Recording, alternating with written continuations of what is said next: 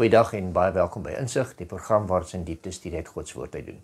Ons is reeds al in studie nommer 4 in die boek van Joshua, waar ons kyk na verskillende aspekte van ons geloof en ook hoe die Here hulle gelei het om hierdie land in te neem.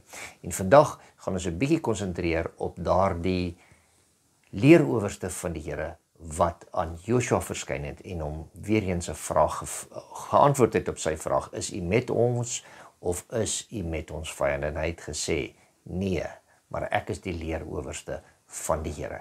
Kom ons beklei ook ons geloofslewe in ons stryd saam met die leerowerste van die Here. Vandag saam met my in die ateljee Ronay Furstenburg, spreekdirekteur van Kompas Pastorale Bedieninge.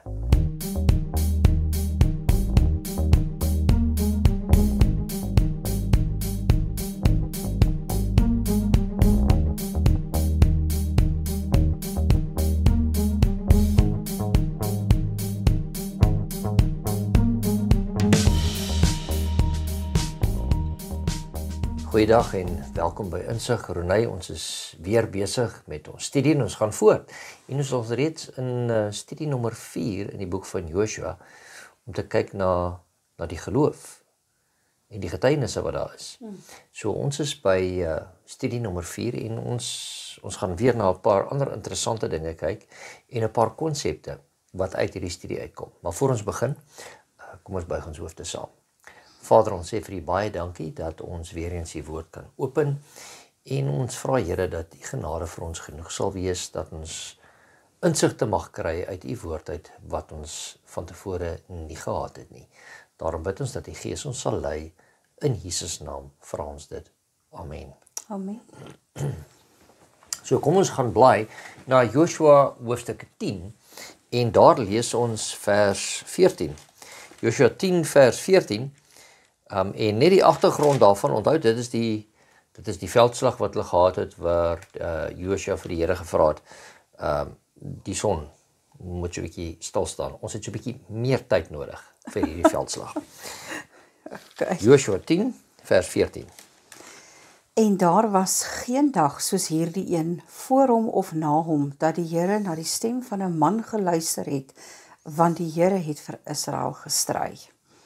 Interessante vers. Dit is 'n baie interessante vers, want hier sê dit die eerste ding is, daar's nie 'n dag soos hierdie wat die Here vir 'n man geluister het nie. Want hy het vir die Here gevra, Here, laat die son so 'n bietjie stil staan, dat ons bietjie meer tyd het om hierdie veldslag. Want hy het teen gesien, hulle is nou op daardie punt om hierdie veldslag te wen, maar hy sien ook dat die tyd is besig om uit te hardloop. En as hulle nie genoeg tyd het nie, dan gaan die oorwinning nie daar wees nie, dan gaan hulle dalk 'n tweede keer moet ingaan in hierdie veldslag in, of dan gaan daar oorblywendes wees en dan is al 'n probleem. So. Ja, dit is belangrik, want eintlik wat gebeur het is dat hy sê dat die Here vir 'n man geluister het, dat die Here toegelaat het dat 'n mens 'n versoek insit dat die natuur buite sy normale gang moet gaan en die Here dit toegelaat het. Ek dink dit is wat so besonder is van hierdie oomblik. Ja, en baie keer dink ons net, as ons byvoorbeeld die woorde lees in die boek van Joshua, dat die Here vir jou sal stry, beteken dit dat hy die oorlog vir jou gaan voer. Maar in hierdie geval het die Here nie soseer die oorlog vir hulle gevoer nie, hulle moes self ingaan, hulle moes self die oorlog maak, in die stryd toetree, maar die Here het gehelp sodat hulle meer sonligtyd het om hierdie oorlog klaar te kan voer. Ja. En dit is 'n ander manier hoe die Here vir hulle opgekom het om te beklei.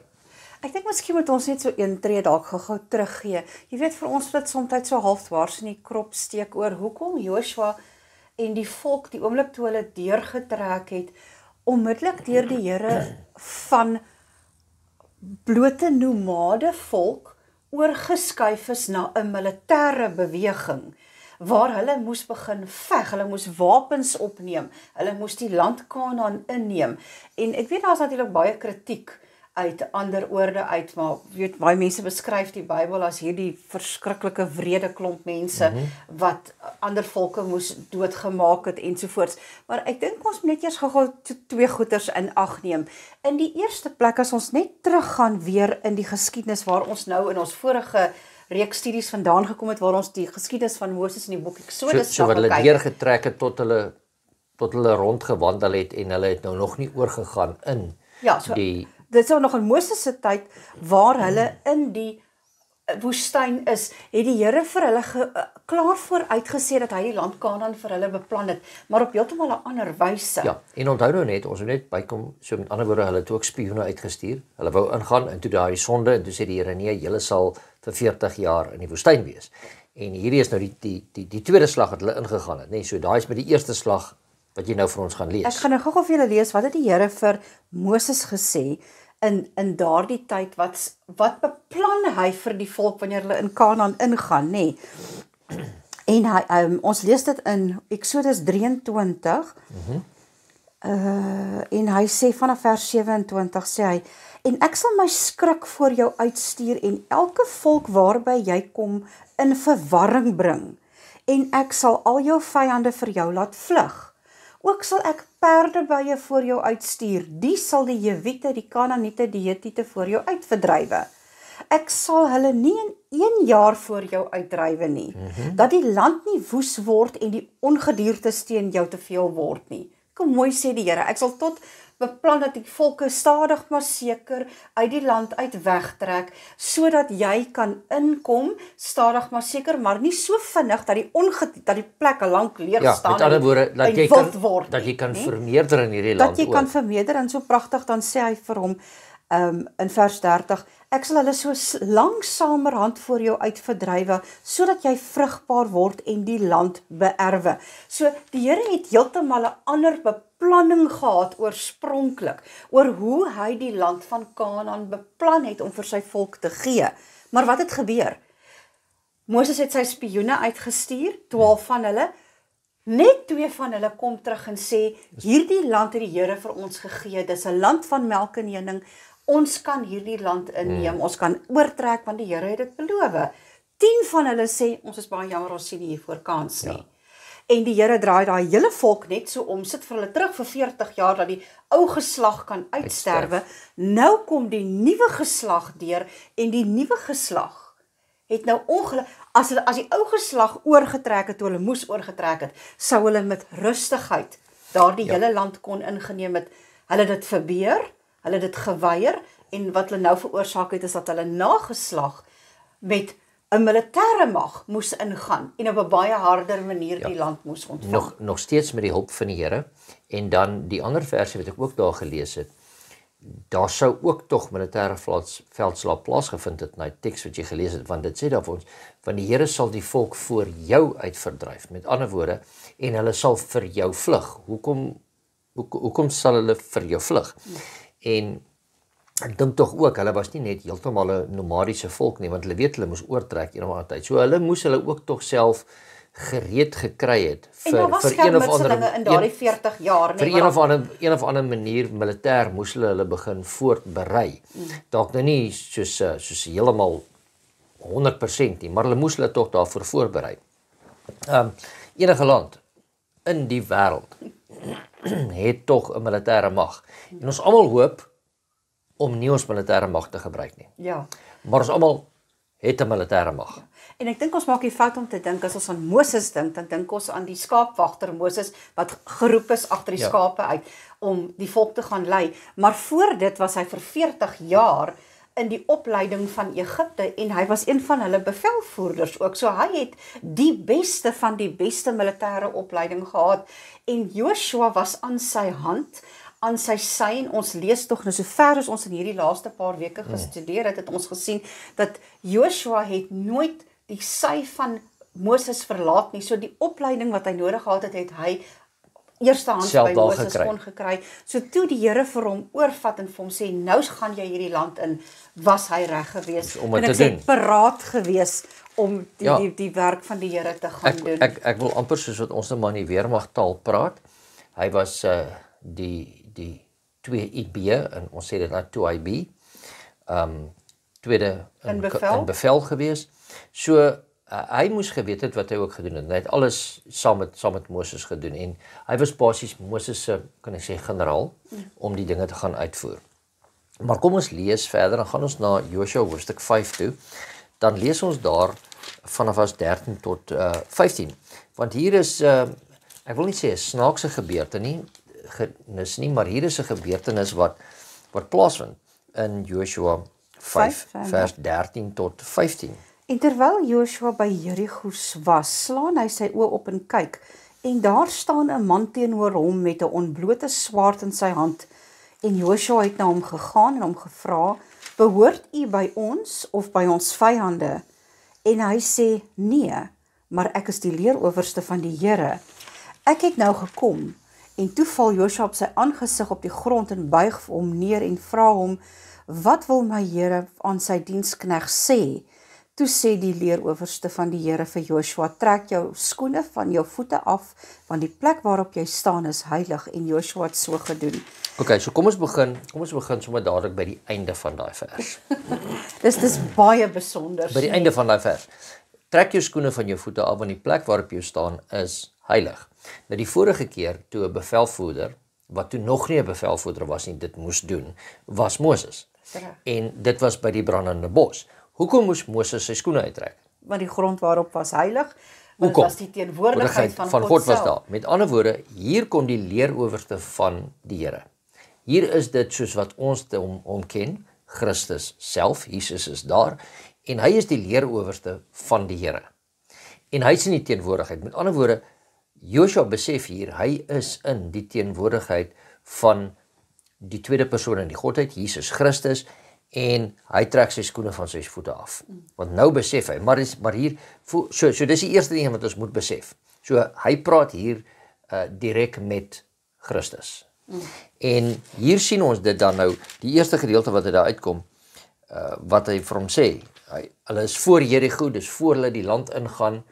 Onthou, ons het op 'n vorige studie het ons gesien, ja, hulle het nou ingegaan, ons het van Rahab gelees en van die ander wat daar was, maar nou is ons weer net 'n bietjie terug. Ons kyk hier wat gebeur het, en hy sê daar staan 'n man teenoor hom, met ander woorde, hy lyk soos 'n man met 'n ontblote swaard. Nou, jy wil gaan oorlog voer.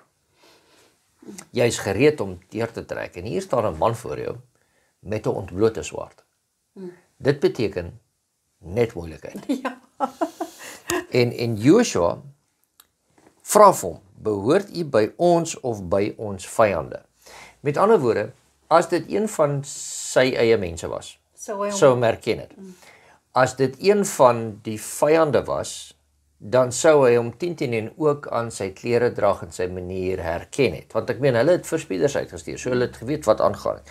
Maar hier kom hy, en is so half, ek wil net sekerheid hê, wat gaan hier aan? En toe sê hy, nee, maar ek is die leerowerste van die Here. Dit is baie interessant hoe hy hom antwoord, nee. Want Joshua sê vir hom, behoort jy by ons of behoort jy aan my vyande? En die engel sê vir hom, nee. Die Here sê vir hom, nee. Dis asof hy hom sê, ek is nie deel van jou nie, ek is ook nie deel van jou vyande nie, ek is deel van die goddelike leermag. Ja. Moenie my verwar met enige een van die twee aardse weermagte nie. Ek met wie jy nou te doen het, is op heeltemal 'n ander vlak. Ek wil amper bysê is, nee, ek behoort nie by julle nie. Julle behoort by my. Dis baie mooi gesê. Dis eintlik andersom, dis hoe ek dit daar inlees, dat julle behoort by my. En daar sien ons dit. Toe val Joshua met sy aangesig op die grond. Met ander woorde, aanbidding. Right. En buig hom neer en vra hom, wat wil my Here aan sy diensknegt sê? Met ander woorde, daar herken hy dadelik.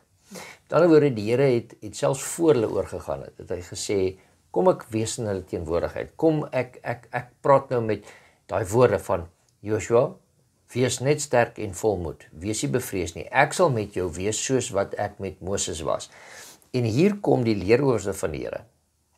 En hy bring daai bevestiging weer eens na Joshua toe. Dit is verskriklik mooi en vreeslik besonder, want dit is nou net voordat hulle vir Jerigo kan oorneem. Nie waar nie. So met die volg is dit asof die Here vir hom nog 'n laaste keer hoeveel keer was hy nou al by Joshua? Ons moes nou al getel het, nê? Hoeveel keer hy vir Joshua persoonlik kom sien het en gesê het, wees sterk en volmoed, bly by my insettinge en my verordeninge, ek is met jou, ek sal sorg dat die volk jou erken, ek sal die waters van die Jordaan voor jou oopmaak, die volk sal weet dat ek met jou is, en hier is Josua vir 'n oomblik alleen in die veld, dalk het hy 'n tyd gaan deurbring om met die Here te gesels, en weer eens verskyn die Here vir hom voor die eerste groot veldslag aan hom, in persoon om vir hom te sê, ek is met jou. Nou is my vis ook mooi, die twee verskille, jy weet, toe die Here aan Moses verskyn het, met die brandende bos, dit was heeltemal 'n ander konsep hoe hy aan Moses verskyn, ek wil amper sê, dit was daar die almag van die godheid,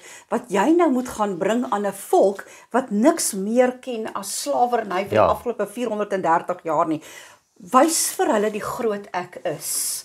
Maar toe die Here kom na Josua, kom hy na hom in die beeld van die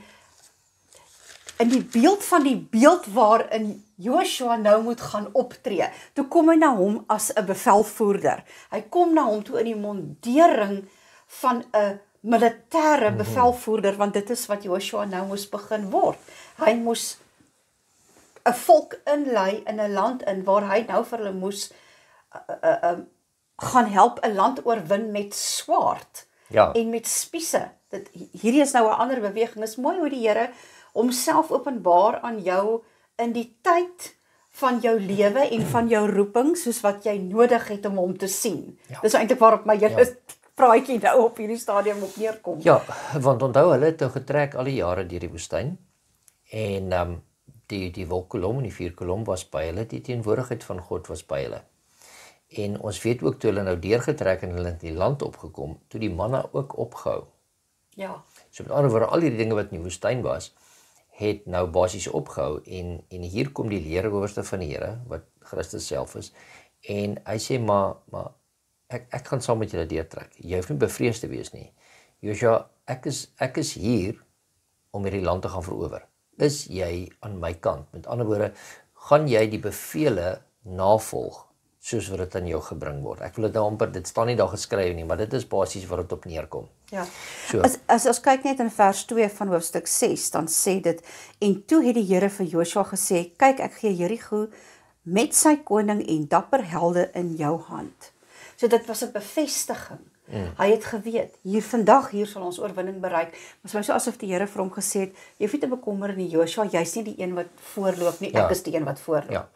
Ek is die een wat vooruit trek. En as ons sien daar, so kyk, hulle was nog nie so sterk bewapen nie. Hulle het maar dit wat hulle kon in die woestyn, toe hulle rondgeswerf het, gemaak het wat hulle kon gehad het, so hulle het 'n paar pyl en boë en 'n paar spiese by hulle gehad, en dis basies dit, teenoor al die ander, kan ek sê, as ek dit nou in my woorde kan gebruik, grof geskit wat die vyande gehad het om voor te berei. So, wanneer hulle nou die land inneem, en as jy dan ook inneem, plunder jy ook daarmee saam, en dan word al die buit en al die oorlogsmateriaal wat daar is, word nou jou, so met ander woorde, jou arsenaal om mee te beklei, groei nou soos wat jy aangaan. Maar met dit in jou hand, teenoor die stad wat voor jou lê, lyk dit onmoontlik.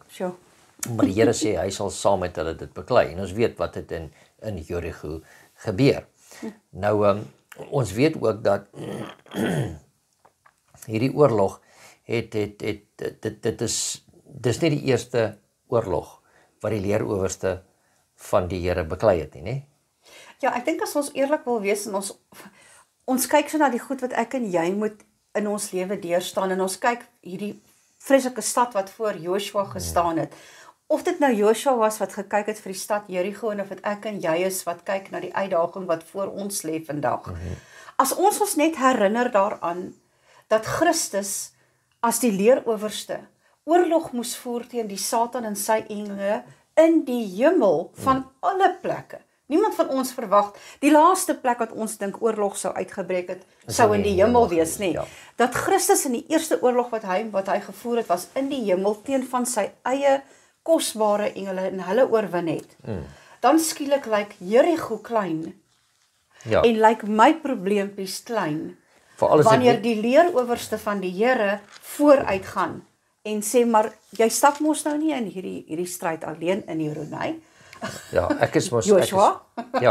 En ons voordeel is, ons weet mos nou al wat die geskiedenis was, dis vir ons opgeteken, so ons sien die Here het mos nou al daai tyd reeds oorwin. So as die Here nou saam met ons is, dan sal die oorwinning ook mos aan ons kant wees. Kom ons kyk wat sê Eksodus 2 vers 23 tot 25 en ek lees so lank vir julle en sê, en in daardie lang tyd het die koning van Egipte gesterwe en die kinders van Israel het gesug en geweeklaag vanweë die slawerny en hulle geroep om hulp oor hulle slawerny het opgekom tot God. Dit is nou voorheen, voor hulle uitgetrek het. En God het hulle gekerm gehoor en God het gedink aan sy verbond met Abraham, met Isak en met Jakob. En God het die kinders van Israel aangesien en God het hulle geken. So hier sien ons dat die Here sê, hy het hulle geken en hy het geweet waar hulle vandaan kom. Met ander woorde, selfs in die tyd toe hulle in Egipte was hy naby hulle. Kan ek dit net so 'n bietjie anders stel? Ja. Van die oomblik dat hy besluit het hy gaan daai volk uit Egipte land uithaal, was die Here die een wat voorgetrek het. Hy het wel vir Moses gestuur en gesê, ek gee vir jou Aaron om te help. Later het hy vir hom sy skoonpa gestuur, later het hy vir hom gesê, jy moet hierdie man oor 100 en dan weer so oor 'n dien, vir jou magte aanstel om vir jou te help om te regeer. Maar maak nou nie saak hoe hy die bewerkinge in die grondvlak aangestel het nie. Die Here was nog altyd die krygsman, die opperbevelvoerder, wat hierdie volk gevat het van punt A na punt B.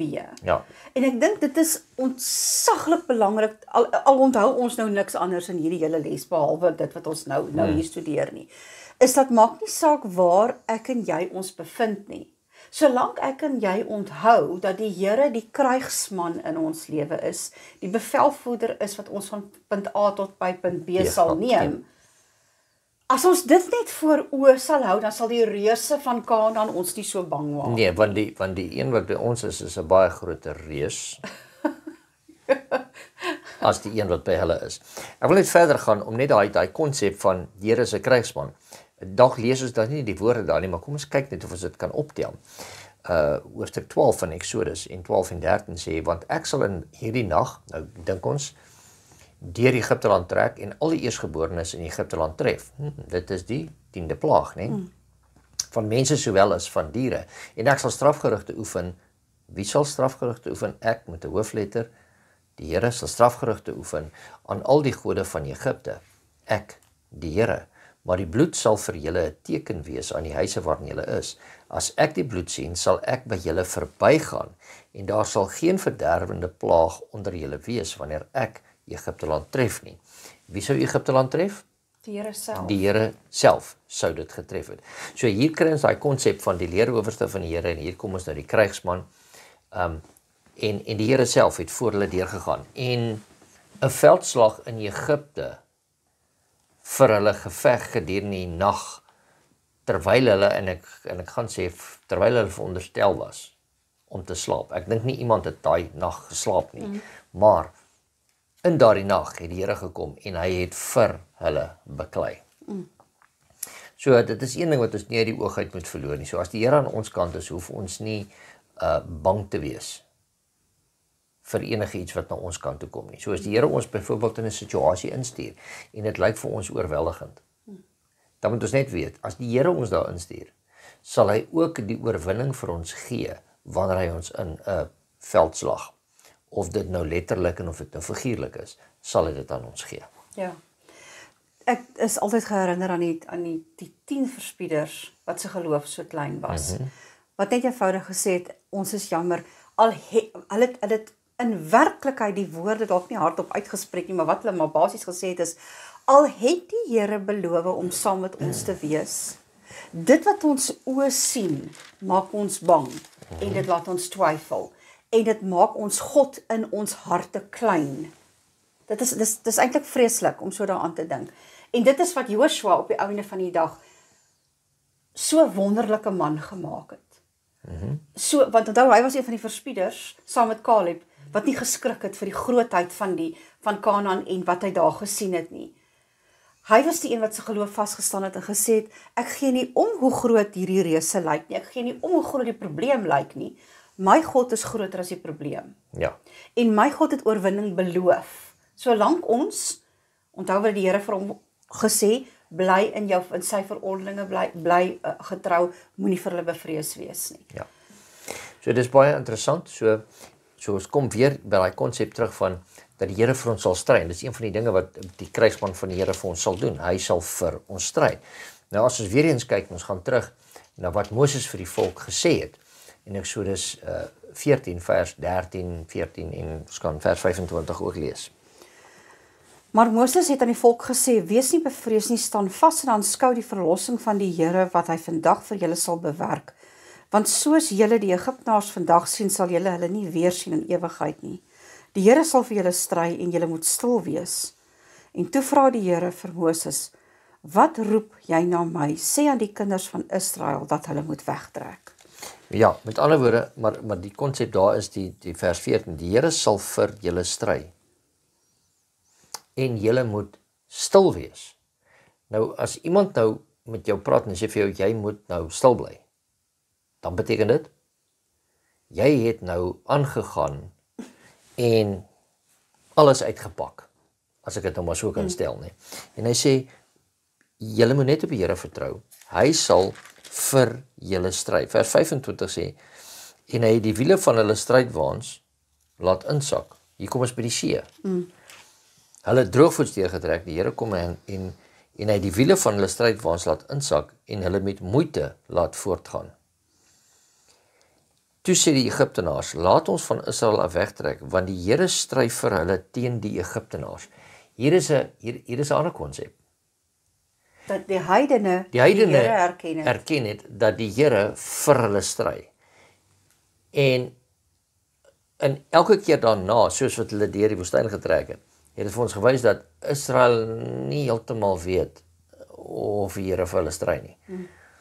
Maar die Egiptenare, die heidene, hulle het besef dat die Here vir hulle stry. En dis eintlik 'n vingerwysing vir ons. Ons glo in die Here. Ons sê ons glo in die Here. Maar wanneer tye moeilik word, dan begin ons te twyfel. Ander kan dalk sien dat die Here ons lei, maar ons sien dit self nie. So ons moet ons vertroue meer en meer op die Here plaas en weet dat hy ons lei en dat hy ons deurvat wat hy vir ons doen. Baie interessant. Wens dit ons kon op daai punt kom. Ja. Dat ons ook so sterk behoefte het om dit klink nou snaaks om sê 'n behoefte het, maar so sterk behoefte het om soos Joshua te sê, Here, hier is ek. Ek is gereed vir Kanaan. Ja. Laat ek nou deurtrek. Laat ek nou deurtrek. Dis reg. Ons is reg. Kom ons gaan. In plaas daarvan om nog verskonings uit te dink na verskonings vir hoekom ek nie reg is om in die werk van die Here in te gaan nie. Ja. So kom ons lees net so vir 'n laaste gedagte oor hierdie konsep van die Here sal vir ons beklei en hy sal ons in die stryd invat. Ek sal na Eksodus 17 toe gaan, dan kan jy vir ons na Joshua 6 vers 15 tot 20 toe gaan. So hier sien ons die oorwinning oor Amalek in Eksodus, né? En met ander woorde, dit is nou die eerste geslag. Daarop het Amalek gekom om teen Israel by Rafidim te veg. En Moses het aan Joshua gesê, kies vir ons manne en trek uit, veg teen Amalek. Maar het die Here nie gesê, ek sal vir julle beklei nie. En hier kom Moses wat op bevel van die Here sê, kry manne reg, julle moet gaan beklei. Môre sal ek op die top van die heuwel staan met die staf van God in my hand. En dit is 'n baie bekende gedeelte, né? En Joshua het gedoen soos Moses aan hom gesê het om te veg teen Amalek. Maar Moses, Aaron en Hur het op die top van die heuwel geklim. En telkens as Moses sy hand ophou, was Israel die sterkste. Maar as hy sy hand laat sak, was Amalek die sterkste. Dit is 'n baie snaakse verskynsel. Kom ons vra nie die vraag hoekom nie, maar hulle het op die top gestaan, die geveg het onder plaasgevind, hierdie 3 manne, Moses, Aaron en Hur het bo gestaan, en hulle het die geveg gesien. So Israel moes beklei het, maar sodra Moses sy hande laat sak het, dan het die teenstanders die oorhand begin kry. So die Here was daar saam met hulle, maar hulle moes die heeltyd deur die simboliek wat daar was van Moses se hande wat opgelig moes geword het, om te sê, ons vertrou op die Here, hy sal ons deurvat, het hulle die oorwinning gekry. So daar was 'n beklei van hulle kant af, en 'n geveg wat hulle moes beklei het om die oorhand te kry. En op die einde van die dag sien ons daar dat hulle wel die oorhand gekry het, want ons lees in vers 13, en Joshua het Amalek en sy volk met die skerpte van die swaard in neerlaag toegebring. Met ander woorde, hier het die Here gesê, julle gaan self ook moet beklei. Ek sal hulle in julle hand gee, maar julle self ook moet beklei.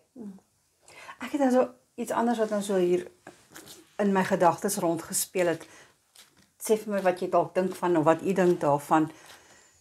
Hierdie hele konsep van Moses wat gestaan het met die staf wat gelig is, onthou, al sy manne kon hom sien.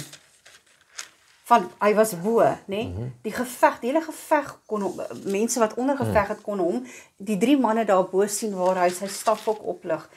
Ek wonder hoeveel van die manne, wanneer solank soos wat hulle vir Moses kon sien daar met sy hande gelig na die hemel, met daai staf gelig na die hemel, moed geskep het, harder geveg het, want my leier staan daar, hy's in gesprek met my Here. Hy is hier met ons. Hy het ons nie net gestuur om te gaan veg nie. Ja.